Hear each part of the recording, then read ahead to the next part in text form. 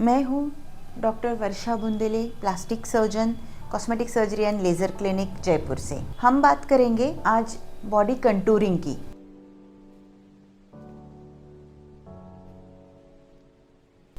Body contouring मतलब शरीर का वापस से जो यंगर लुक देना या टाइटर लुक देना।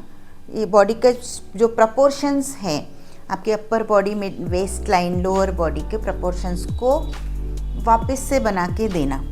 इसमें दो चीज़ें हैं, एक होता है लिफ्ट और एक होता है फैट ग्राफ्टिंग।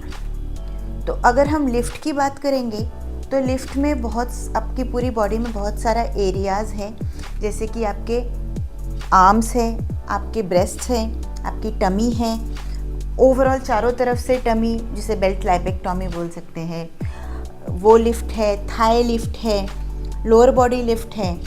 तो ये बहुत सारे पार्ट्स बॉडी के हैं जिन्हें लिफ्ट किया जा सकता है।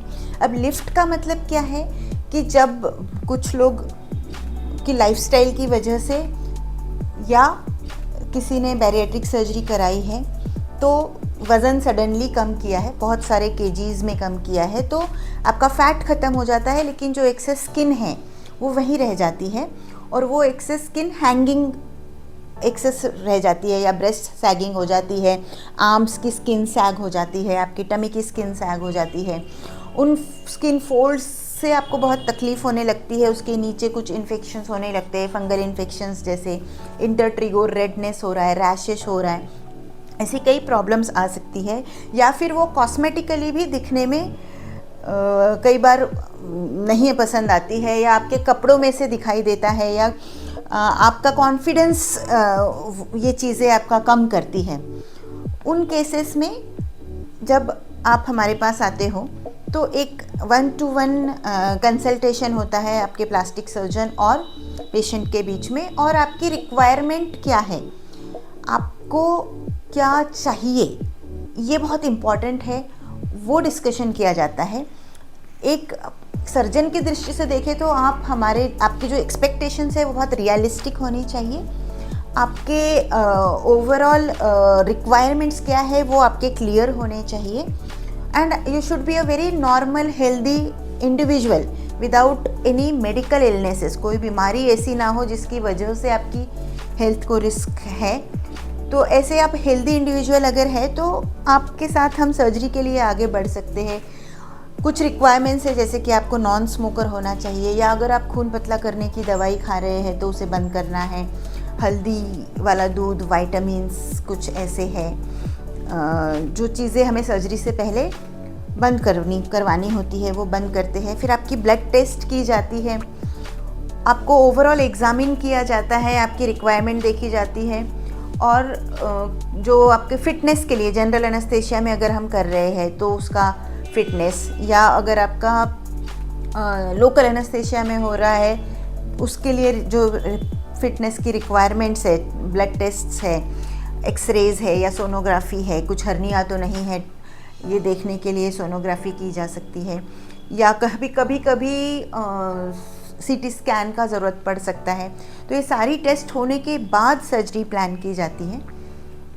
इसमें नेक्स्ट चीज़ आती है कि आप एनेस्थीसिया के लिए फ़िट हो, एंड देन आपसे जो डिस्कशन होगा उसमें स्कार्स का डिस्कशन।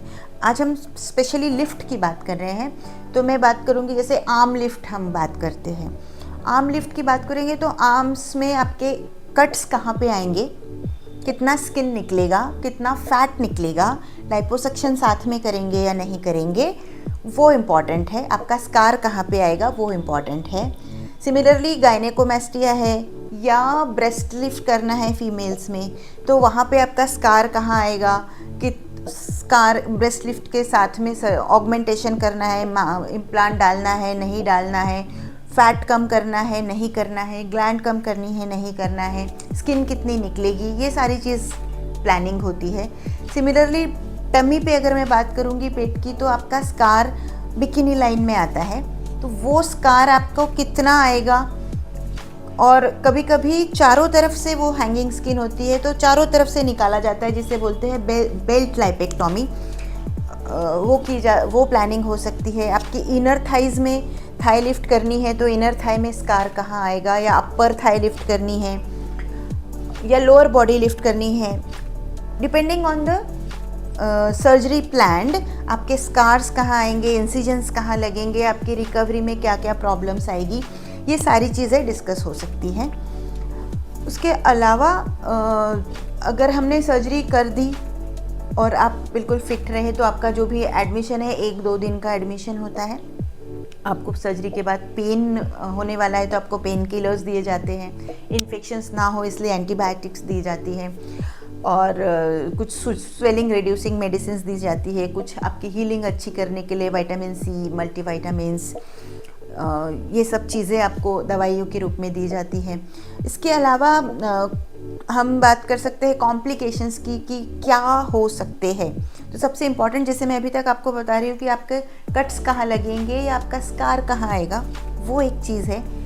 चूँकि स्कार आने वाला है तो उसे आपको एक्सेप्ट करना है, और स्कार बहुत सारे लोगों का बहुत फाइन सा स्कार आता है, बहुत सारे लोगों का कुछ एबनॉर्मल स्कार भी हो सकता है, वो आप अपने सर्जन के साथ डिस्कशन कर सकते हैं। स्कार के अलावा पेन है, मेडिसिन दे दी गई है, इन्फेक्शंस है, फ्लूइड कलेक्शंस है, वुंड हीलिंग डिलेड है, इस तरह की कुछ प्रॉब्लम्स भी आ सकती है। लेकिन वो अगर आप सर्जन के साथ मिलकर डिस्कशन करके बात करेंगे और सर्जन पे आपको ट्रस्ट है तो आई थिंक वो प्रॉब्लम्स आपकी साथ में मैनेज हो जाती है। अगर आप बॉडी लिफ्ट करवाना चाहते हैं तो आप नीचे दिए गए नंबर पे बात कर सकते हैं।